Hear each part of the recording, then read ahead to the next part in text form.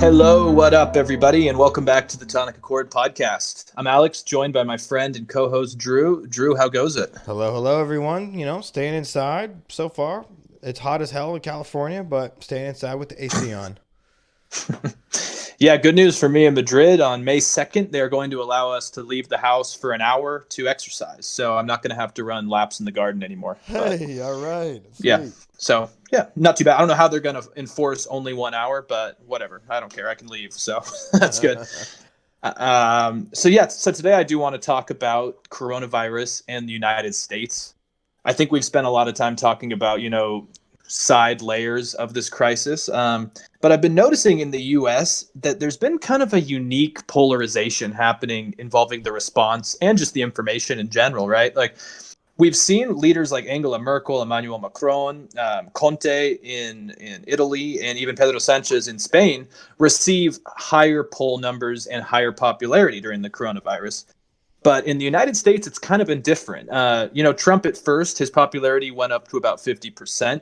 But now it's gone down to back to the post or the pre-pandemic numbers, and Trump isn't popular, and Americans are divided over how serious this is. I've talked to conservatives that say this is less about the virus and more about control by the government.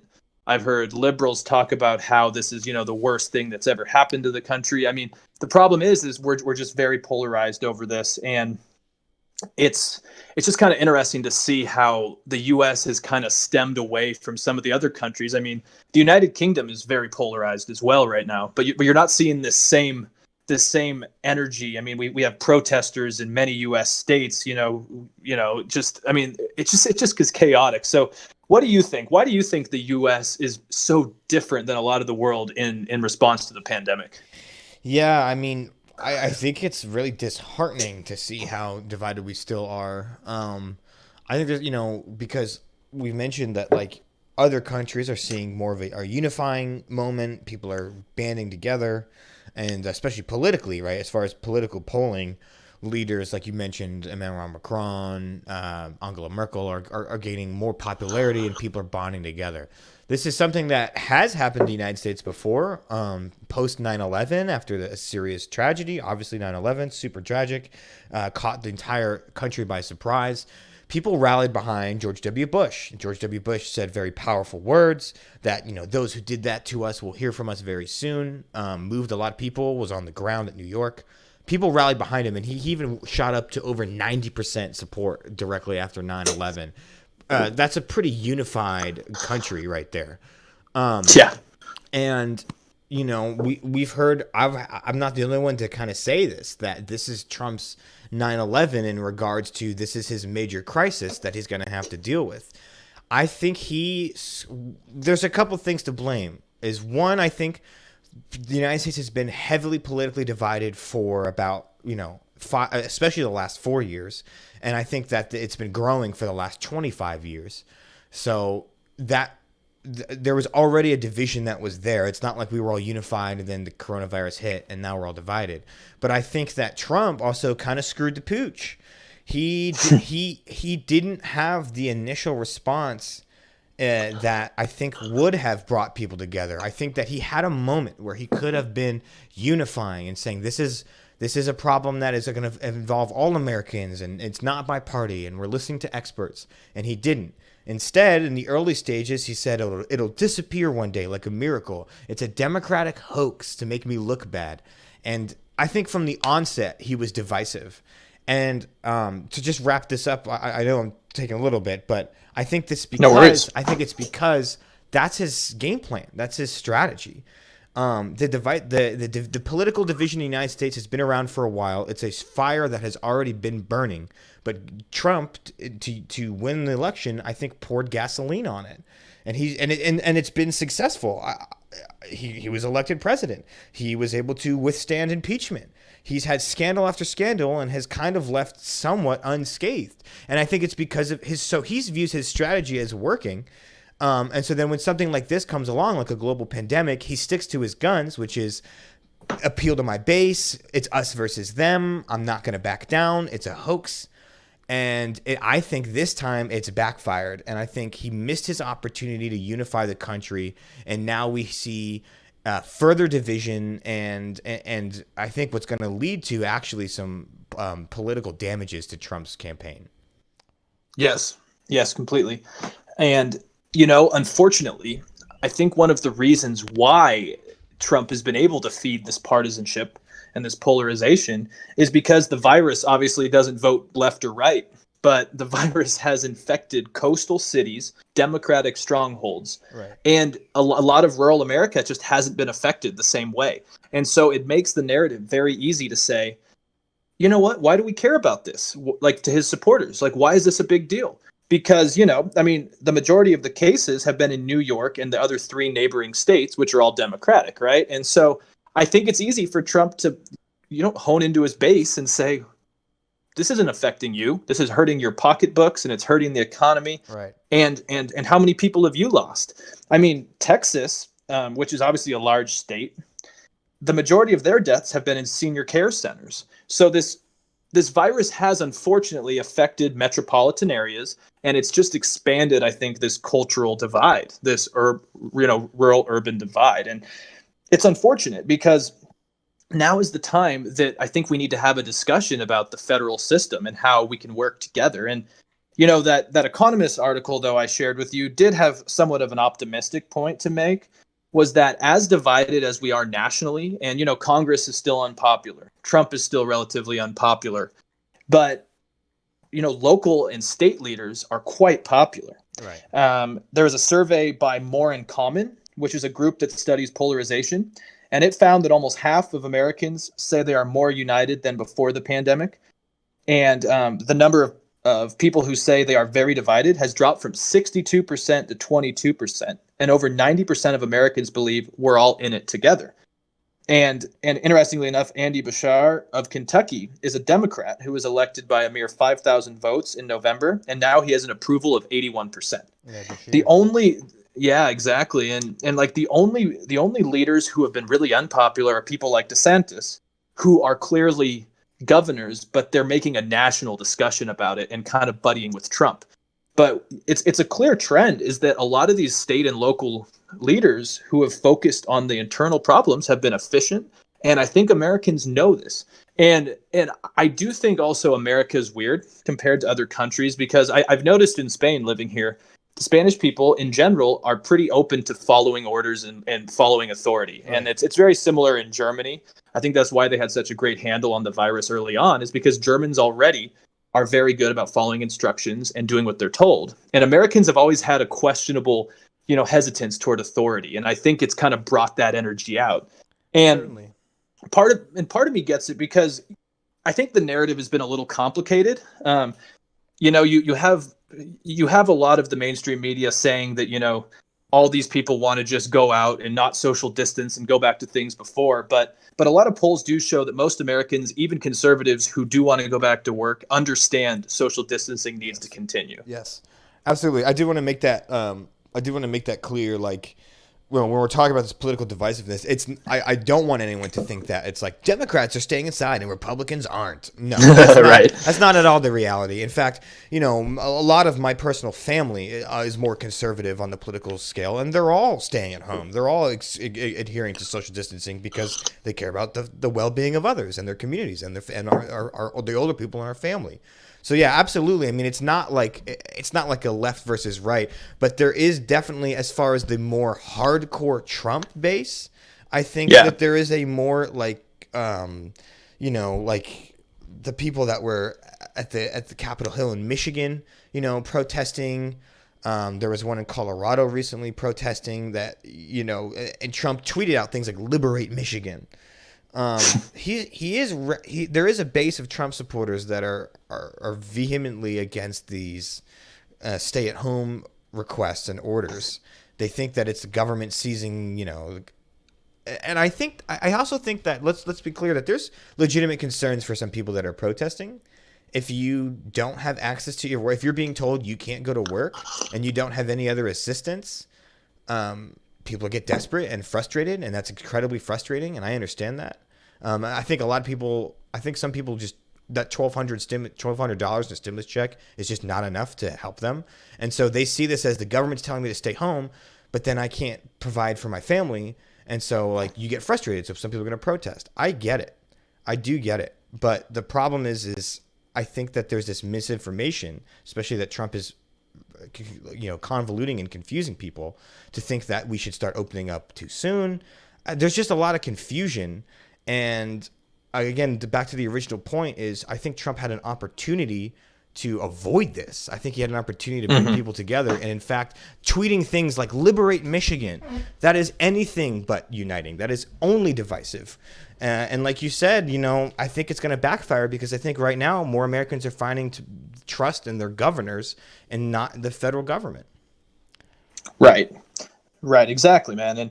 And I think you hit it perfectly, is that I don't think most conservatives, kind of your typical conservative, your old school Republicans, prior Trump Republicans, I think most of those congressmen and voters understand the situation, and maybe they're questioning, how we're going to get out of this lockdown, much like I do myself. Sure.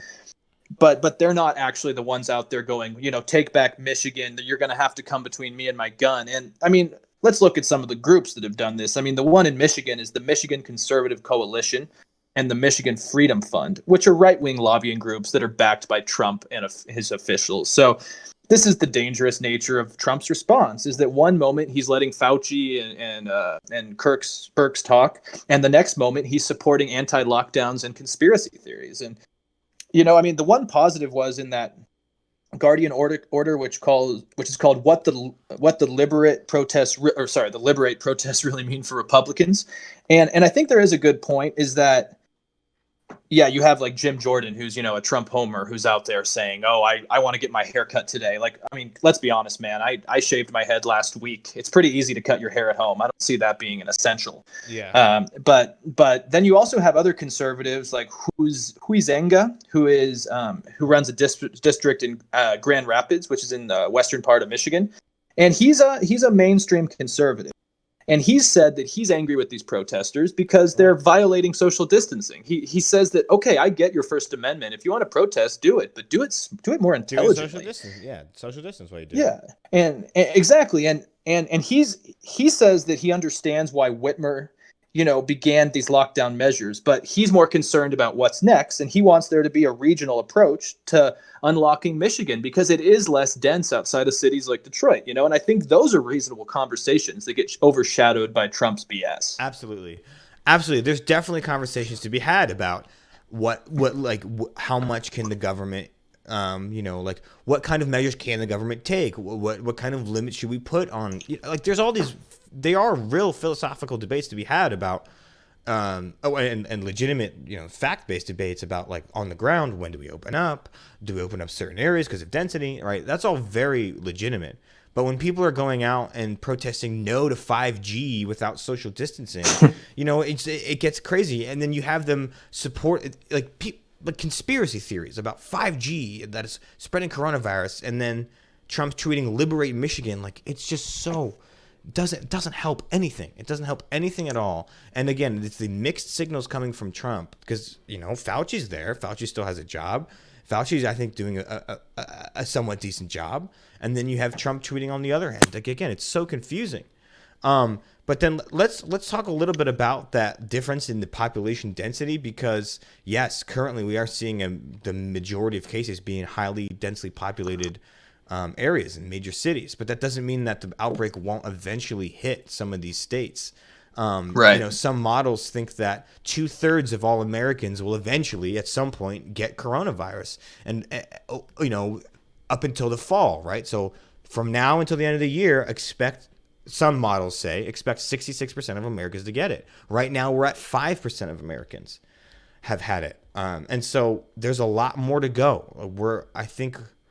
I don't know enough to know if we're at halftime or in the first quarter or the third quarter of the game here, but we do know that there's still game to be played, and we need to make sure that we're not opening up too early so that people in those less dense areas, right? The idea that we stay closed now is because we don't want it to go to these less dense areas in the future. It's preemptive. Yeah. It's preemptive. Everything, I forget who saw this quote, but I forget who said it, but there's a good quote about just kind of crises in general. Everything before the crisis seems as like an overreaction or an over preparation, and everything after seems like it wasn't enough. That's a really good point, and it keeps coming up with my friends and family when I talk about this, is we don't want to waste the last 5 weeks. We don't want to put all this for nothing, Right. You've been having people sacrifice their mental health, their jobs, their pocketbooks, their happiness. And if you're going to tell people to sacrifice that, you don't want to do too little at the end and pull out of this quickly. And that's the issue. And I think you're right, because I think it was Michael T. Osterholm who said that he thought that it would eventually move into these Midwest areas. And eventually, about 2/3 of Americans could be infected. And this is the guy who appeared on Joe Rogan back in mid-March when this all started really going crazy. And this is a really smart guy. He's director for the Center for Infectious Disease Research and Policy at the University of Minnesota. This is a guy who's worked for 5 presidential administrations dealing with infectious diseases. Yeah. And I trust him more than Trump's hunches, Yes. And that NPR article I think we were talking about, the University of Washington's Institute for Health Metrics and Evaluation are asking what is the maximum number of new infections that states could handle with their current testing and contract tracing. And their answer was 1 new infection per million people in a given state. And they estimate that by May 10th, just 5 states will get there, which are Alaska, Hawaii, Montana, West Virginia, and Vermont. Right. Obviously not populous places, and probably not the big swingers of infections right now. And this same group estimates that 20 states and DC won't reach that until the beginning of June or later. And that's just worrying to me, because clearly it has not reached the peak. And even if it's reached the peak, there's definitely at some point going to be a second wave. And we just can't open too soon, and I'm just worried that, again, because Trump is reliant on the economy, they're just trying to do anything they can to keep that going. But is it worth it? Is it worth it? And I keep hearing conservatives say, well, sometimes the cure is worse than the disease. And I'm like, maybe, but we can't know until a year or two from now. Look, like, I understand that the economy is a concern. It absolutely is. And we have the largest unemployment spike ever. But, to the people that say, the cure might be worse than the disease. Are you like, would you say that if you were personally affected by someone that died of coronavirus? Like, I just have a hard time believing that people would continue to think like that if they were personally affected. Like, if their own grandmother had died of coronavirus, would they still think that? My guess is no, they wouldn't still think that. My guess is they think that because it's still an abstract thing of, it's just a number on a screen you see, and you also see the economy, right? Again, I understand the thought. The economy is bad, and there's millions of people that are without jobs that are struggling. But the idea is we're trying to prevent millions of people from dying. We've already had tens of thousands of people die, and that's a huge national tragedy, and we need to avoid that more. I'm on the side of, I'm willing to. Now, again, this is spoken from someone who still works from home, so I understand that I'm not in the position where I lost my job, so my opinion might differ if I was. But I would still lean more towards, we can suffer a little bit of economic damage for saving real human lives, and that's what we should do. Now, I just, it's very difficult, but I just think that it's more important to save actual human lives and take maybe a GDP hit. And part of this also goes into the response of the government to the unemployment, right? Which we did a whole other episode on the stimulus checks and other ideas. No, that has to be a part of that conversation, because you have to take care of these millions of people. But I think it's more important that we, as a unified nation, tackle this pandemic together. And again, when we're talking about unification, I think day to day on the ground, people do feel more unified. Anecdotally, I mentioned this outside the podcast a little bit earlier, but my neighbors, right, the people I live with, housemates and close neighbors, we've been sharing toilet paper and making sure that we check in each other, make sure we have food and stuff. These things didn't happen before. I paid before this. All I did was pay my rent, and that was it, and that was fine. Now people are checking in. Hey, do you have toilet paper? Do you have all the supplies? Do you need any Lysol? So yeah, I do think that there is a on the ground, a day-to-day neighbor-to-neighbor sentiment of we are in this together. This is a crazy moment that we need to be unified. But politically, Trump is in some trouble because he's continued to be divisive, and I think it'll backfire. I don't know if you wanted to mention, like, I think we talked about, was it in the NPR article?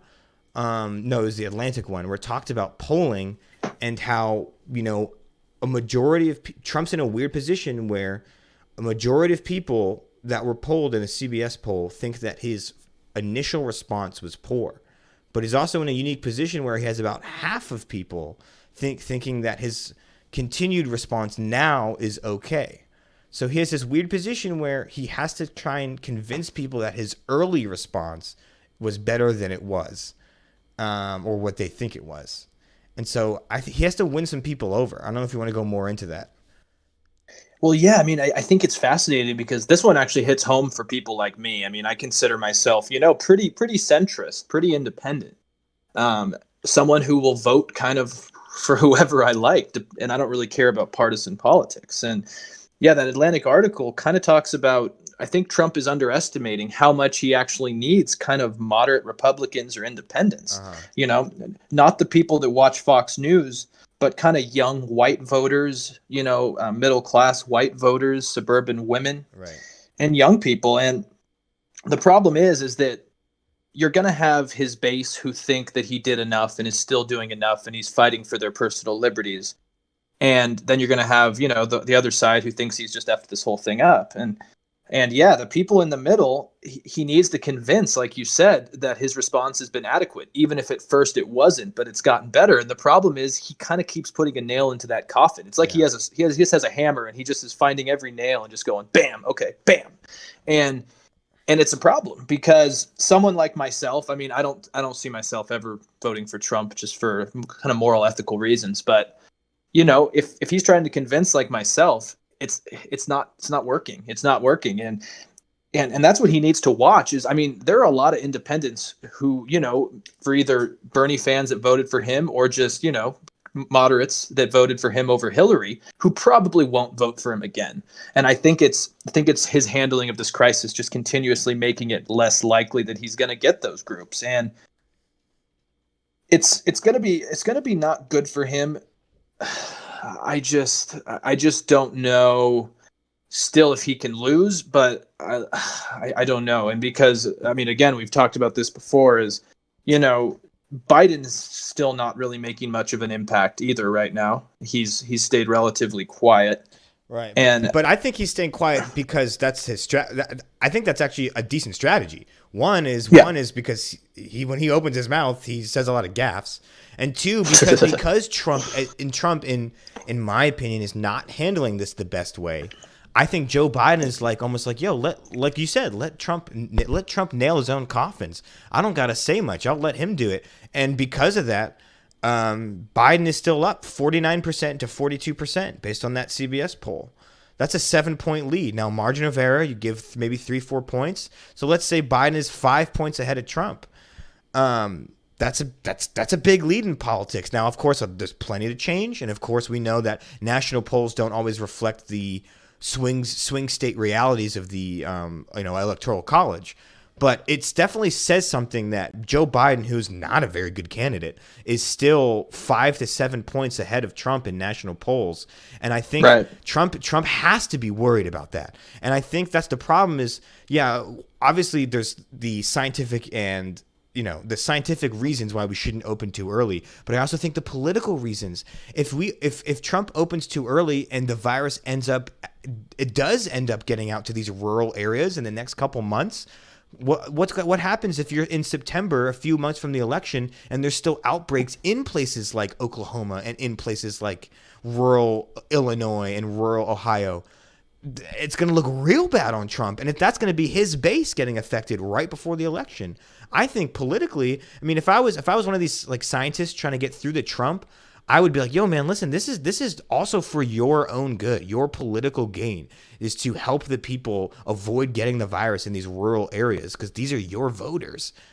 If you let them get an outbreak because you open up too early, that's going to come back and bite you in the ass. Yeah, no, that's really true.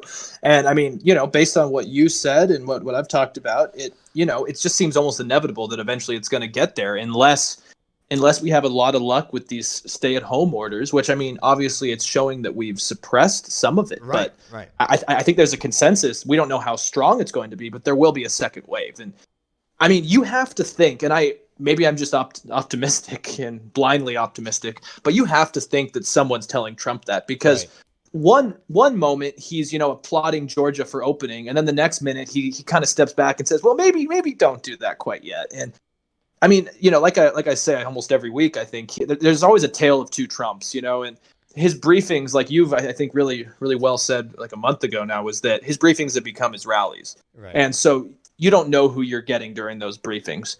But you really have to hope that he understands this, or at least someone understands it. And I mean, I would assume Mike Pence understands it, but then, nothing surprises me anymore. but it's like, I mean, he's not doing briefings now, right? Or he's canceling because he doesn't like it when people ask him. Yeah, like people ask him an actual question, and he gets defensive and acts like a jerk, and he can't do it. And I think a lot of Americans too are seeing these briefings and kind of going, this is what we got. Well, and especially recently, now that he said, he asked someone if they could inject, what was it, like just disinfectant? Like, is there a way to inject disinfectant into the body?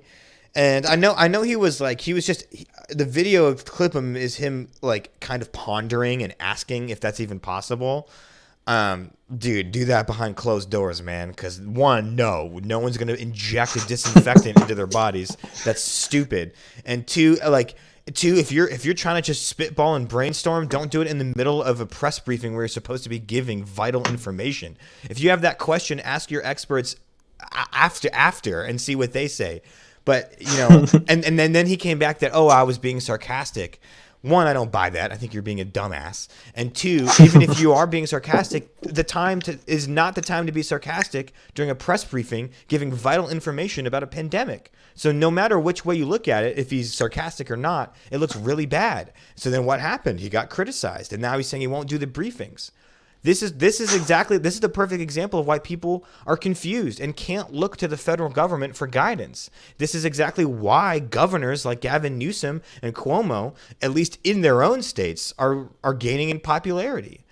It really shows to me that, again, like my final point, Trump really could have had a moment where he had a lot of unified support. He could have had that moment where, hey guys, this doesn't affect red or blue. It affects all Americans. And I'm going to be a calm presence to bring us together. And he did none of that. He stuck to his guns of divisiveness and digging into his base. And it's led to nothing but confusion. And it's going to hurt him in the long run politically, I think. Yeah, completely.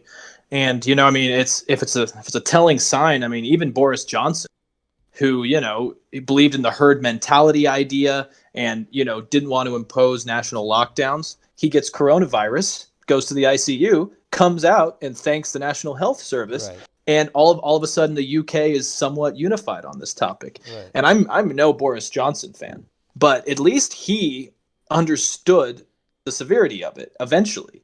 And I was going to be willing to give Trump the benefit of the doubt on this even if his response was slow at first, if he was able to adapt, because no one's response has been good except for maybe Germany and South Korea and Taiwan. Right. Well, I mean, we've talked about it, right? The WHO kind of screwed the pooch. China obviously screwed the pooch. I mean, again, this is not just Trump bad, everything else good. There's been a lot of problems, and a lot of major organizations have really screwed this up. But Trump has not made it better. Now, okay, like for those listening that think I'm being unfair, let's give some credit where credit's due. Trump did stop travel from China very early. That was a good call. that was a very good call. Calling it a Democratic hoax the next week was not a good call. So, there have been things that I think Trump has did right, but there's, I think, more that he's been doing wrong. And I only think it's going to hurt himself. I don't think it's really that self-serving at all. Yeah, completely. No, I think that's all a good point. And like you said, he shouldn't be brainstorming in front of the press.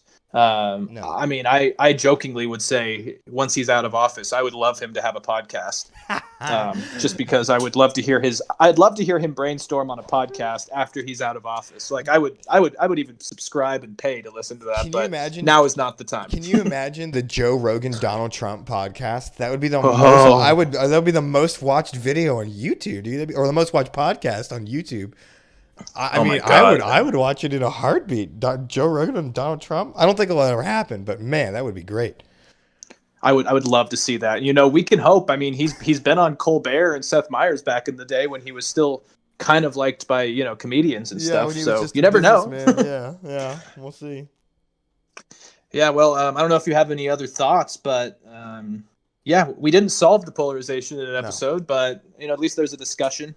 I just hope we kind of get ourselves together on this. And, I think Cuomo's said that there are some positive things, like potentially 20% of New York could have already had the virus without knowing. Right. And that could mean the death numbers are a lot lower than expected. Yeah. And, things do seem to be somewhat stabilizing, at least in the hard hit area. So there are positives, Yeah. but I don't know. What do you guys think? Are we polarized? Are you sharing with your neighbors? Do you think Trump's done well? Let us know. And we'll be back later in the week. Drew will have a catching up episode, and we're on iTunes, Podbean, YouTube. Still working on Spotify, but I have to change the file type. And thanks for listening. Thank you, everyone. We are all in this together, and thank you for listening.